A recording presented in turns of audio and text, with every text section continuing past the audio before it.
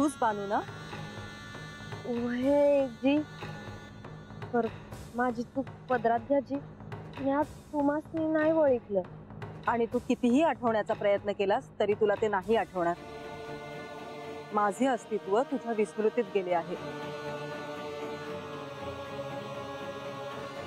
पण तुझ्यात मात्र काहीच बदल झालेला नाही। अगदी होती तशीच आहेस, तेच डोळे, तेच भाव, अगदी निरागस। मला काय बी कळलं नाही बघा, पर तुम्ही कोण आहेस हे नाही सांगितलं तुम्ही। मी शची, स्वर्गाधिपती इंद्रांची पत्नी आणि तुझी जन्मदात्री आई।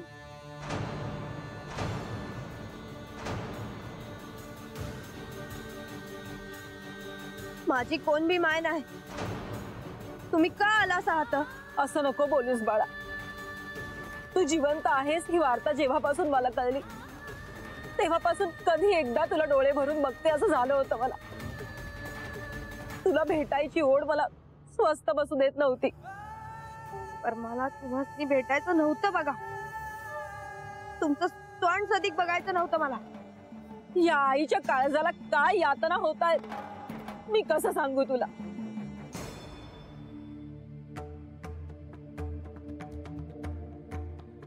आजच हे समजा घडायचं होतं हे नवलच म्हणायचं, आणि आता कसं पाय आठवण येते हो तुम्हाला माझी? तेव्हा मला मरायला सोडून दिलं होतं, तेव्हा कुठे गेलं होतं तुमचं आय? पण तुझ्या पिताश्रींच्या आज्ञेपुढे मी हतबल झाले होते। मी त्यांना समजावण्याचा खूप प्रयत्न केला, पण माझे सगळे प्रयत्न अयशस्वी ठरले। हिला घोर अरण्यात नेऊन हिचा वध करा। नको, नाही। तुझ्या वियोगाचं दुःखच मला सहन होत नव्हतं। तुझा वध झाला ही भावनाच मला अस्वस्थ करत होती, पण नियतीच्या मनात काहीतरी वेगळंच होतं हे मला समजू शकलं नाही। इतकं वरीस लागलं भाई तुम्हाला समजाया?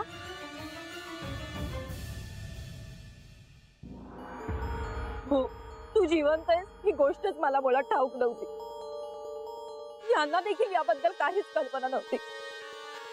तुझा मृत्यू होऊन तुझे भाग्य विधाता आपणच ठरलो याच संभ्रमात होते हे, पण नारद मुनींनी मला सांगितलं की तू जिवंत आहेस, आणि मग मी तुला भेटायला अधीर झाले। तुम्ही काय बी सांगाल पर म्या ते नाही ऐकायची। मला तुम्हाला भेटायचं बी नाही।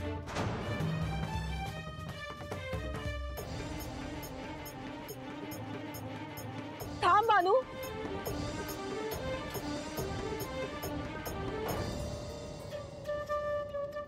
तुझ्या मनावर काय आघात झाले आहे याची कल्पना आहे मला। मी तुला या सगळ्यापासून लांब घेऊन जायला आले आहे। मी तुला आपल्या घरी घेऊन जायला आले आहे।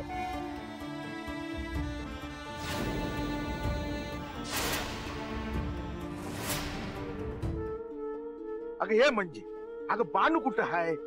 घरात त्याने सांगून गेली नाही बघ। अरे असं काय करतोय आज? म्हातार बाबांना सांगितलं ना व भाकर आणून दे रानात। अगं वय पण जीव ना कासावीस झालाय बघ, उगाच भ्या वाटतंय मला।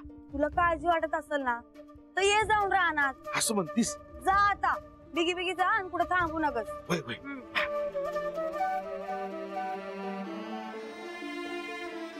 मला बी असं का वाटतंय का बानू रानात गेली नसेल म्हणून? बानू, तू कितीही सत्य नाकारायचा प्रयत्न केलास तरी त्यातून तुझी सुटका नाही।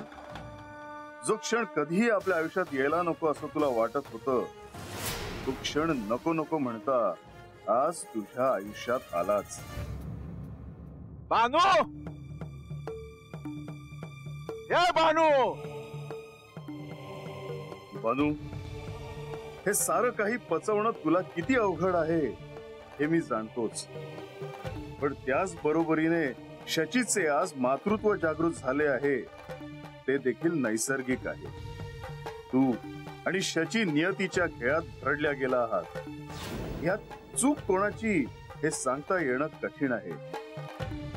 बानू, पण आहे त्याला सामोरं तर जावंच लागणार. ह्यातून तुझी सुटका नाही. बानू, हे बानू, कुठे गेली बघायची? मी तुला आपल्या घरी न्यायला आले आहे, आपल्या स्वर्ग लोकात न्यायला आले आहे. नाही, मला नाही जमणार. आणि कशा पायी येऊ मी आता तर? आणि खरं सांगायचं तर ही वस्तीच माझं घर आहे. हातली माणसंच माझी माणसं आहेत. माझं दुसरं कुठलं बी घर नाही. स्वर्गाधिपती इंद्रांची तू मुलगी, ज्या स्वर्गात जागा मिळवण्यासाठी अनेक जण आपल्या जीवाची शर्थ करतात, त्या जागेचा तू अवहेर करू नकोस. माझी खात्री आहे तू घरी आल्यावर सगळं काही सुरळीत होईल. आता हे समज बोलून तुम्हाला काय मिळणार आहे? तुम्ही जा आहात ना बाई.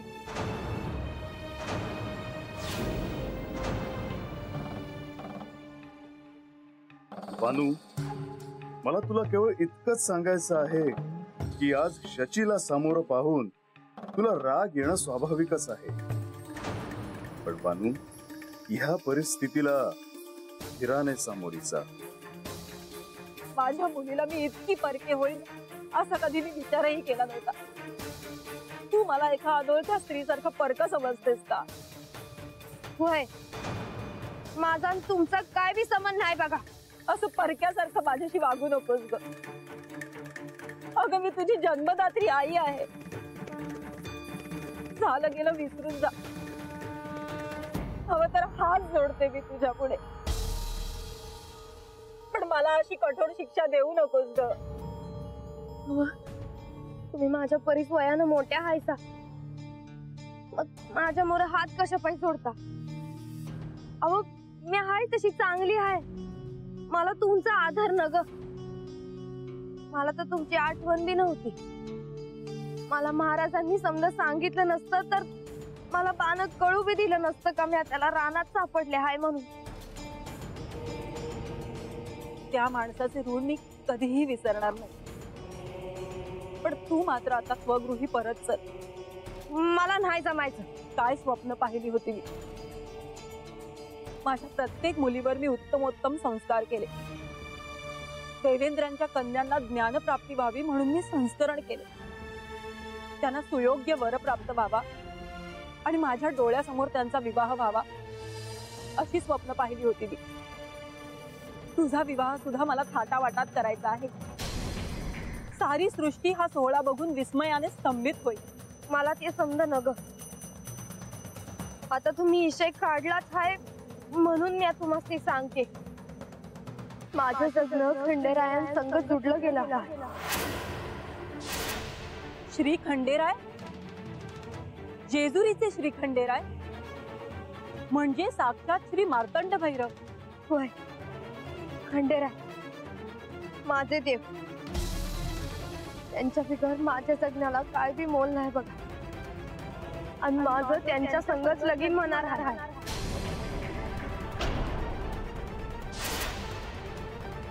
बानू, मनुष्य जन्माचे भोग भोगल्याखेरीज कोणाचीही सुटका नाही. मग तो कोणीही असो, त्याला हे सारं सोसूनच पुढे जायचं असतं. म्हासेने मला दिलेल्या शापामुळे मला वृद्धत्व आलं आणि त्यामुळे मी तुला माझ्या मूळ रूपाचे दर्शन नाही देऊ शकलो. तुझ्याशी आतापर्यंत विवाह नाही करू शकलो. पण हे सारं सोसताना मनुष्य अवतारातील भोग मला देखील भोगावेच लागत आहे. आणि बानू, तसेच ते तुला देखील भोगावे लागणारच.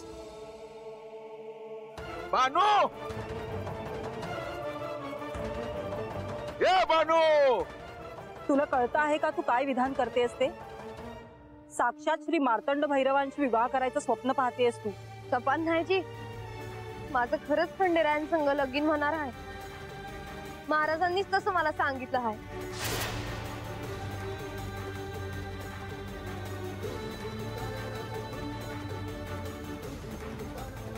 काय झालं?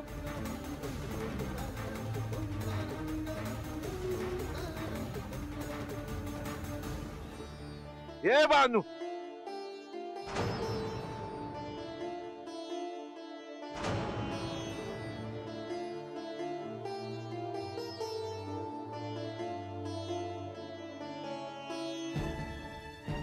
अगं हे काय त्या म्हातार बाबासनी भेटलीस का नाही हा? आणि त्या बाई कोण म्हणायच्या? ज्या माणसाचा तुम्हाला उपकार मानायचा आहे ते माणूस हाच आहे. यानंच मला वाढवलं, मला जगवलं. तो माझा बा आहे.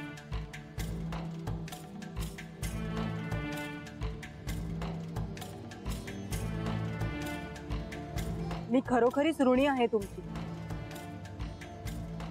आज तुमच्यामुळेच माझी आणि माझ्या या मुलीची भेट घडू शकली. माझी म्हणजे ती माझी जन्मदाती माय आहे.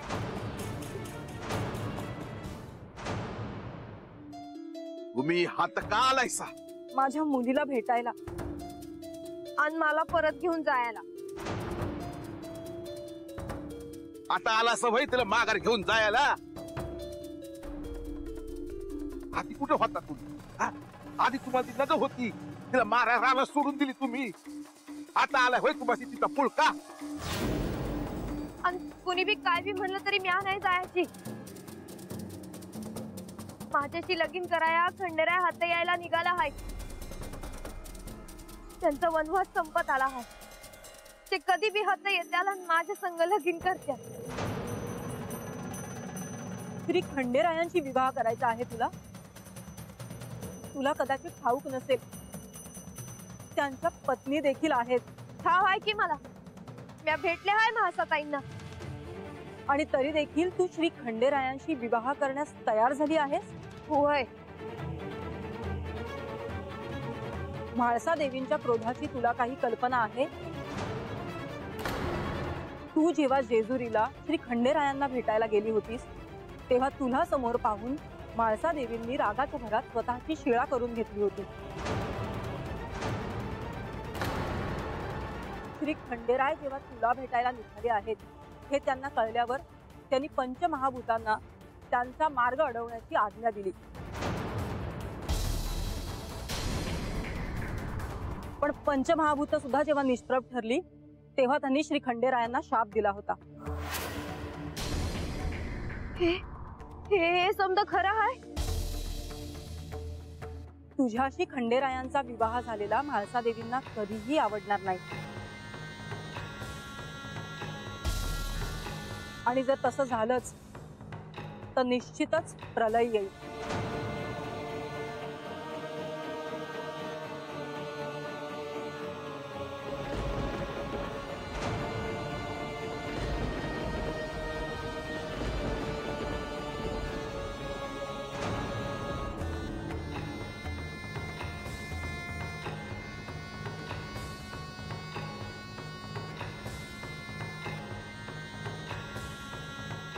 म्हाळसा, मला तुमची मनस्थिती समजते आहे, परंतु असं सतत एकाच गोष्टीचा विचार करत राहणं योग्य नव्हे. तुमच्या प्रकृतीसाठी देखील ते चांगलं नाही. खरं आहे, मला हेही कळत नाही की मी सतत माझं दुःख तुम्हाला सांगत असते. तुम्हाला काय वाटत असेल?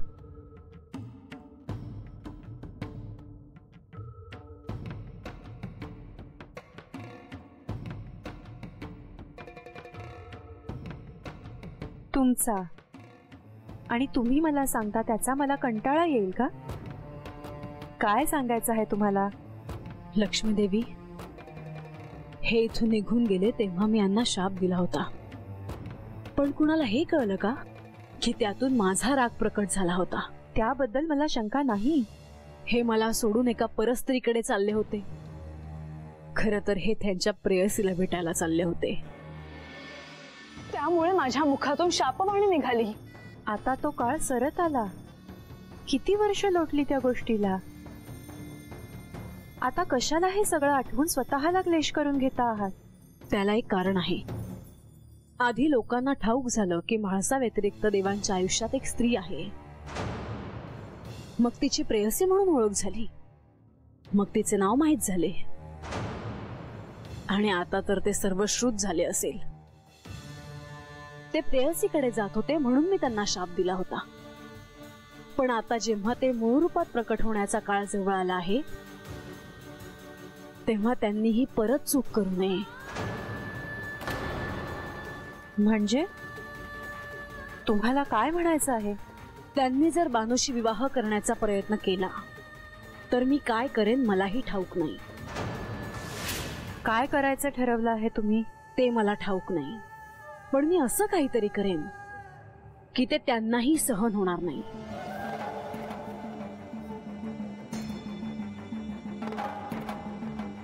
म्हाळसा, मला काळजी वाटते तुमची.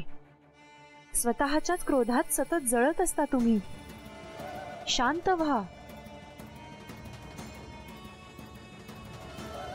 मला ठाऊक नाही शांत कसं व्हायचं ते, स्वतःला नियंत्रित कसे करायचे ते.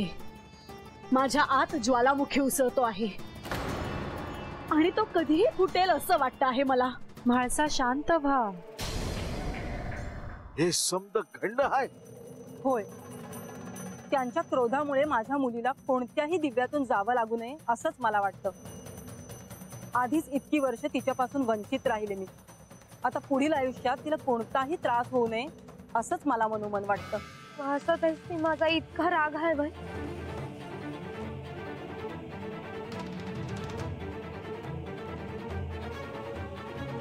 बानू, आपल्या पतीचा दुसऱ्या कुणाशी विवाह व्हावा हे कोणत्याही स्त्रीला आवडणार नाही. आणि जर श्री खंडेराय तुझ्याशी लग्न करून तुला जेजुरीला घेऊन गेले तर म्हाळसा देवींच्या क्रोधापुढे, शक्तीपुढे कोणाचेही काहीच चालणार नाही.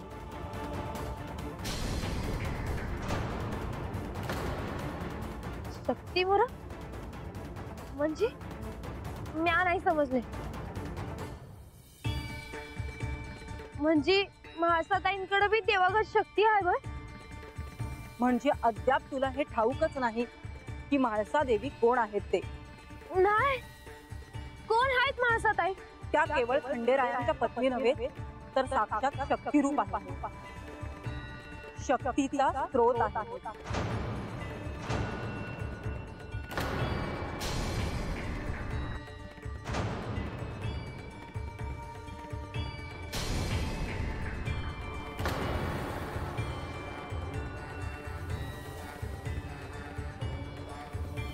देवाधिकांचे आधारस्थान आहे.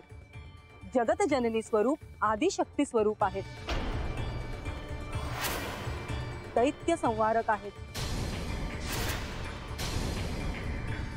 मातृस्वरूप आहेत. आणि त्यांचे मूळ रूप काय होते हे मला तुला सांगावे लागते आहे हे विशेष. तुझा आणि त्यांचा गतजन्मीचा ऋणानुबंध आहे हे तुझ्या स्मरणात नाही? गतजन्मी तू आणि त्यांचे मूळ रूप यांचे ऋणानुबंध होते. कैलासात तुम्ही दोघी लहानाच्या मोठ्या झालात. एकमेकांच्या जीवाभावाच्या मैत्रिणी होतात. कुठं? कैलासात, जिथून या साऱ्याची सुरुवात झाली. जिथे म्हाळसा देवींच्या मूळ रूपातील एका वचनाने कृतयुगातील या शिवलीलेची विजय रोवली.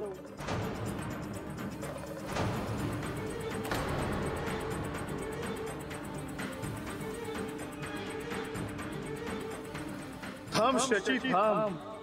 यापुढे कितीही मनात आलं तरी एक शब्दही तुझ्या वाणीतून बाहेर पडू देऊ नकोस, नाहीतर ही कृतयुगातील शिवलीला संपुष्टात येईल. शची, थांब. सारं काही बानूला सांगण्याचा मोह आवत. तू जर बानूला सांगितलं की म्हाळसा हीच पार्वती आहे तर अनर्थ होईल शची, अनर्थ.